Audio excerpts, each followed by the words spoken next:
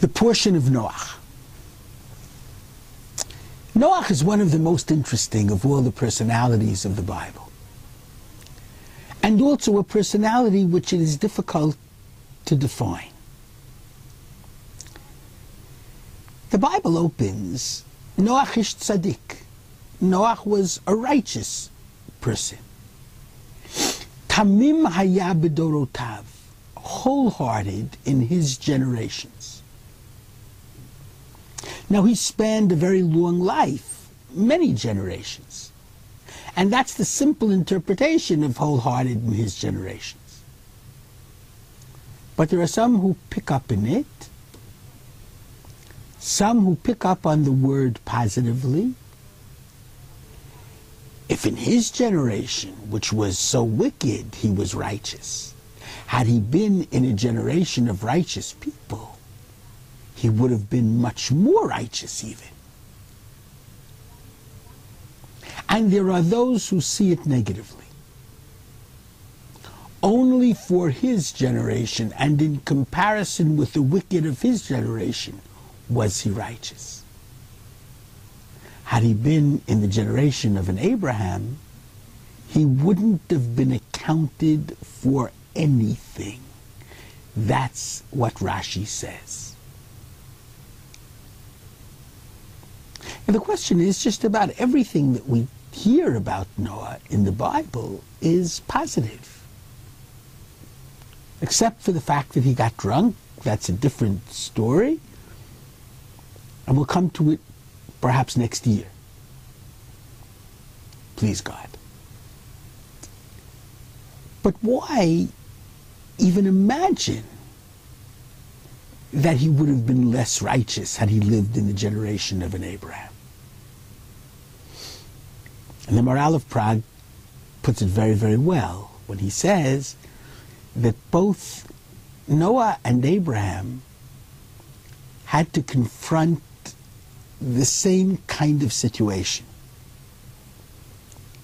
God tells Abraham that he's going to destroy Sodom and Gomorrah, the wicked of Sodom and Gomorrah. And God tells Noah he's going to destroy the world because of the wickedness that has filled the world. And Abraham argues mightily on behalf of Sodom and Gomorrah. Noah doesn't argue at all. He builds an ark.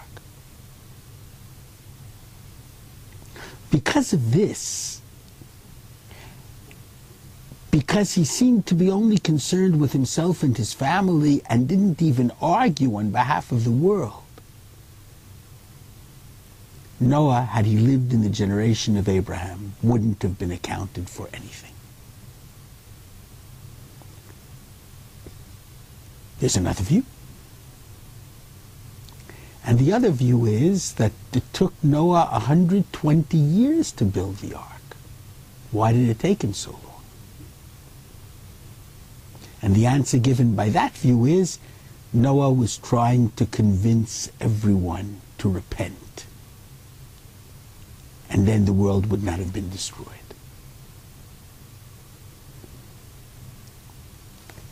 Now there's another place in which we see the two divergent opinions. In Genesis chapter 6, verse 16, the text reads, Tzohar ta'aseh lateva. God tells Noah to construct a tzohar, a light, for the ark. And the Midrash has two views as to what this light was, how this light functioned. Yesh omrim chalom. There are those who say it was a window. V'yesh omrim even tova sheme'ir aleim. It was a very precious stone that gave off light for them. Was it a window or was it a chandelier in our language? Now what's the difference between a window and a chandelier? A chandelier gives light for the people inside. A window not only provides light for the people inside, but it enables the people inside to see the people outside and to see the suffering of the people outside.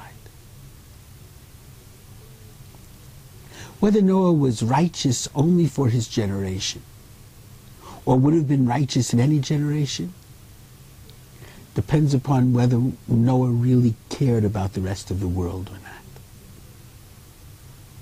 And the view that says he was righteous in all generations is because he really did care and he tried to get the world to repent.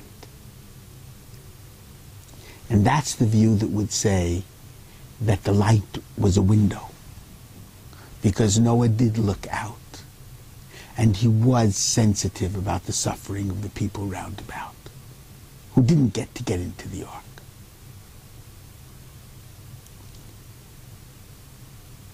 Those who believe that Noah was not sensitive, the light was a chandelier.